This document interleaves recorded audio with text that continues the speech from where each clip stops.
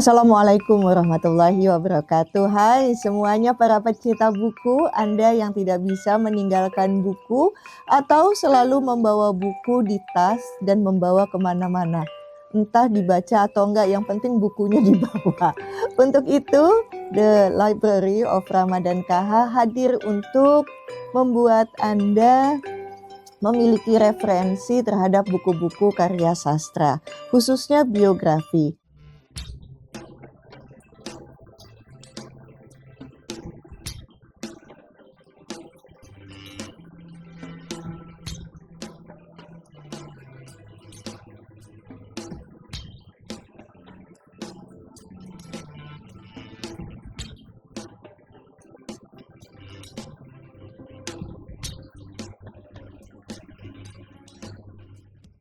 Kali ini kami akan mengangkat buku karya Ramadan KH tentunya yang ditulis bersama Abrar Yusra tentang, pernah tahu nggak buku ini?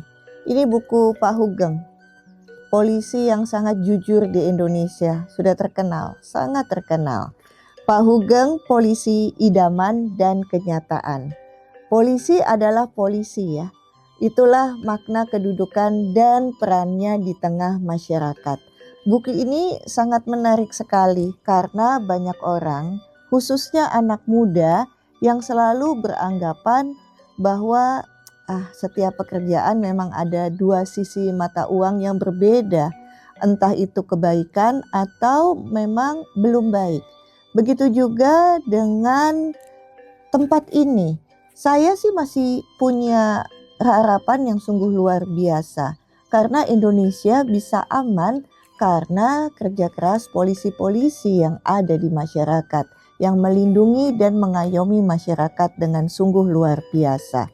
Ini kata saya, seseorang yang masih punya harapan besar bahwa Indonesia akan selalu aman untuk generasi anak cucu saya karena banyak polisi yang masih bekerja dengan hati nuraninya.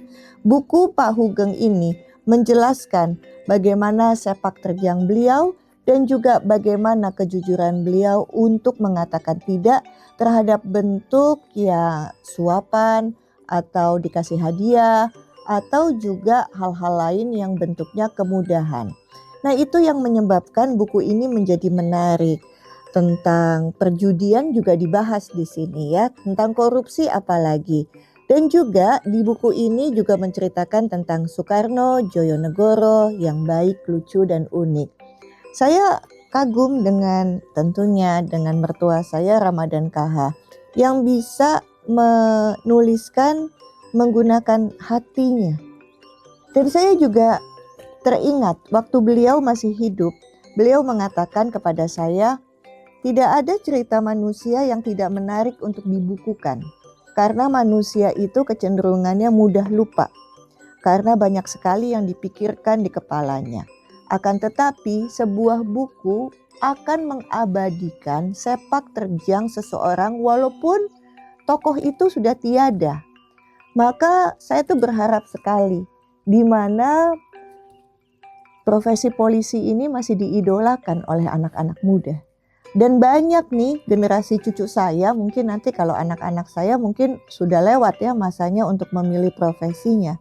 Tetapi saya menginginkan generasi sesudahnya. Apakah itu generasi alfa atau generasi beta yang baru lahir nih tanggal 1 Januari 2025 kemarin. Kalau ditanya mereka masih bilang cita-cita saya adalah ingin jadi polisi gitu ya. Karena melihat jabatan polisi sungguhlah mulia.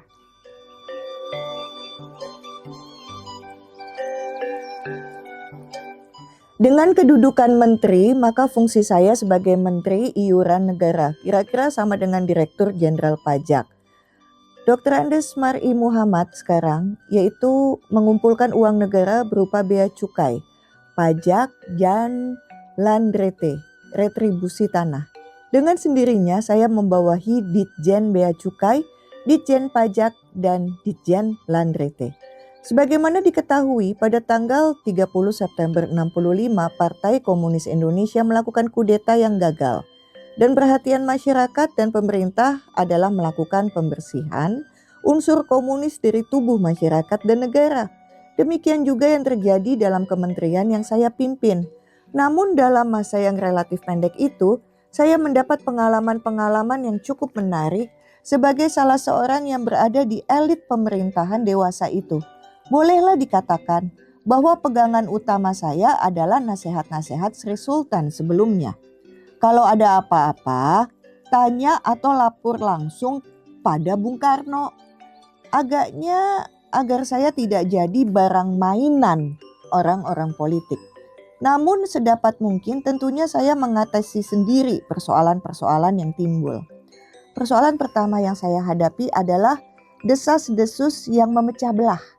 Ada yang menyampaikan pada saya bahwa karena saya masuk memimpin Kementerian Iuran Negara, maka didesas-desuskan akan pecah perang antara saya dengan Padang Sudirjo, Dirjen Bea Cukai, masing-masing sama-sama harimau.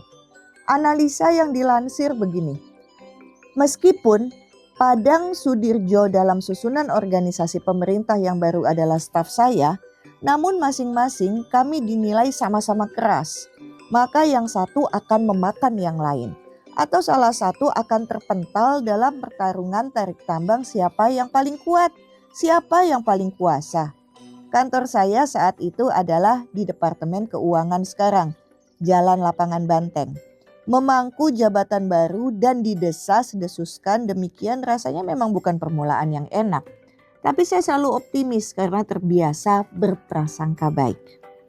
Hari itu dalam acara perkenalan pertama dengan lingkungan kerja saya yang baru, hadir Dirjen Bea Cukai Padang Sudirjo, Dirjen Pajak Dr. Anders Suryono, Direktur Landrete Sukresno, beserta seluruh staf dan karyawan.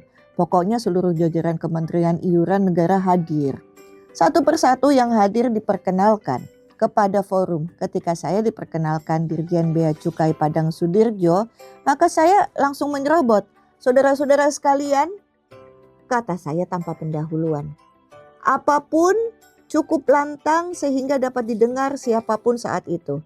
Jadi inikah Pak Padang Sudirjo yang kata orang mau memakan saya? Maka suasana formal yang kaku segera pecah dalam tawa yang meriah. Maka secara santai saya ceritakan pada forum isu-isu yang ditiup-tiupkan pada saya. Saya datang ke sini saudara-saudara bukan karena ingin tapi ditunjuk pemerintah. Terang-terangan saya katakan, saya ke sini untuk menjalankan tugas melalui kerjasama yang baik antara kita semua. Saya tidak akan memakan siapa-siapa, tapi pagi-pagi orang-orang sudah pada berbisik bahwa saya dan Pak Padang akan saling makan-memakan atau jegal-menjegal. Bagaimana Pak Padang Sudirjo? Apakah memang Pak Padang mau memakan saya?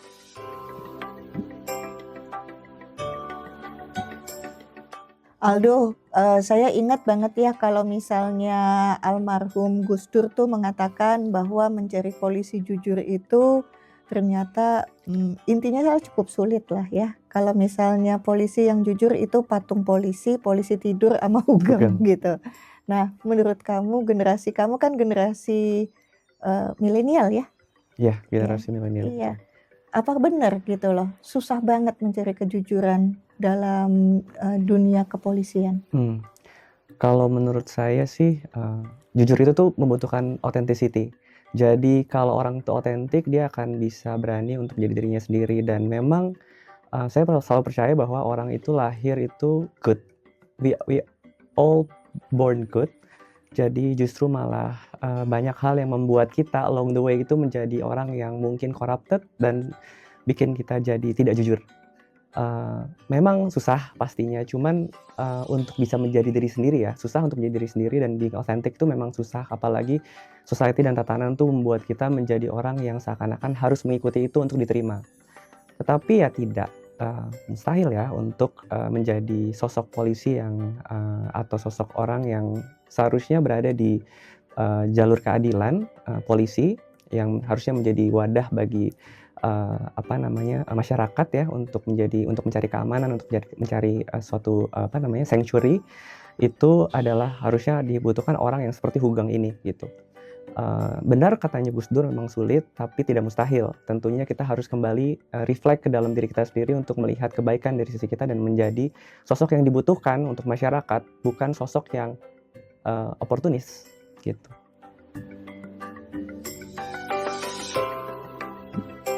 Buku Hugeng karangan Abrar Yusra dan Ramadan KH mengajarkan generasi saya, generasi kita untuk lebih menghargai aspek kejujuran, dan kadang-kadang kejujuran itu bentrok dengan idealisme yang ada di society sekarang. Tapi bukan berarti itu suatu hal yang mustahil untuk tetap dilakukan. Kita harus percaya bahwa kejujuran yang dicontohkan oleh Hugeng di buku ini adalah suatu contoh yang sebenarnya membawa kita ke kehidupan yang jauh lebih baik dan menjadi beacon of hope atau harapan bagi masyarakat dan juga negara tentunya, dengan mempunyai institusi yang bersih dimulai dari agent of change satu orang, yaitu Hugeng.